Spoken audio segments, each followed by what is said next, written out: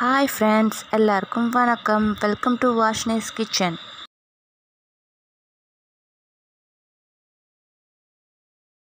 இன்னைக்கு நாம என்ன டிஷ் பார்க்க போறோம்னா ஹோம்மேட் குர்குரே. அதுக்கான தேவையான பொருட்கள் எல்லாம் என்னென்னன்றதை இப்ப பார்க்கலாம்.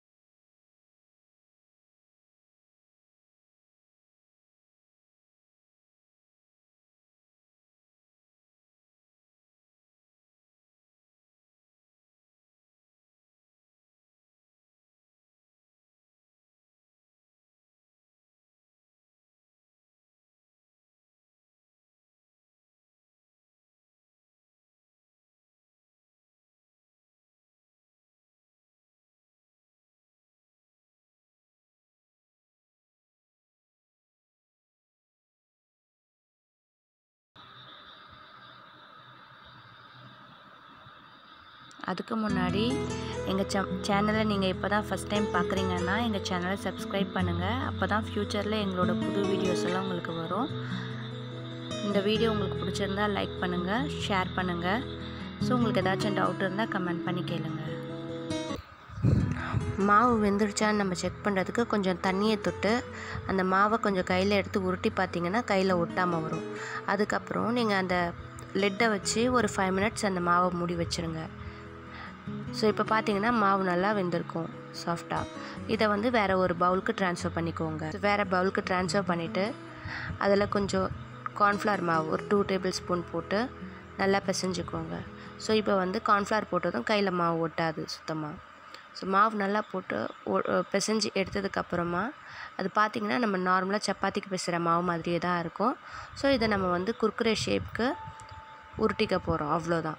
ஸோ இது நம்மளோட கன்வீனியன்ட்டுக்கு குர்குரேக்கு ஷேப் எதுவும் பெருசாக கிடையாது. ஸோ நம்ம என்ன ஷேப் வேணாலும் அதில் உருட்டி வச்சுக்கலாம். ஸோ ஒன்ஸ் நம்ம எல்லாமே ரெடி பண்ணி வச்சதுக்கப்புறமா உருட்டி வச்சதுக்கப்புறமா ஆயிலில் டீப் ஃப்ரை பண்ண வேண்டியது தான்.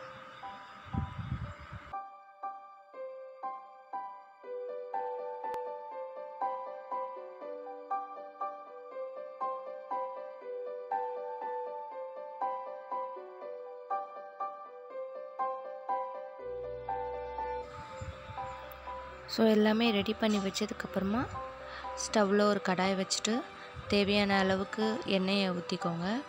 எண்ணெய் நல்லா சூடானதுக்கப்புறமா நம்ம ரெடி பண்ணி வச்சுருக்க அந்த குர்குரே மாவை வந்து உருட்டி வச்சுருக்கிறத வந்து இதில் டீப் ஃப்ரை பண்ண போகிறோம். ஸோ இது போடும்போது பார்த்து போடுங்க. ஸோ போட்ட உடனே எல்லாத்தையும் கிளறாமல் ஒரு 30 to 40 செகண்ட்ஸ் வெயிட் பண்ணி நம்ம திருப்பி விட்டோன்னா உடையாமல் இருக்கும். ஸோ இது கோல்டன் ப்ரௌன் கலரில் ஆனதுக்கப்புறம் இதை வேறு ஒரு பவுலுக்கு நம்ம ட்ரான்ஸ்ஃபர் பண்ணிக்க வேண்டியதுதான். ஒன்ஸ் நம்ம வேறு பவுலுக்கு இதில் சில்லி, சாட் மசாலா பொடி, சால்ட்டு, சுகர் இதெல்லாமே நம்ம சேர்த்து கிளறி விட்டுக்க வேண்டியதான். இப்போதைக்கு நான் வெறும் சில்லி பொடி மட்டும்தான் போட்டிருக்கேன். உங்களுக்கு பிடிச்சிருந்தா லைக் பண்ணுங்கள். Thanks for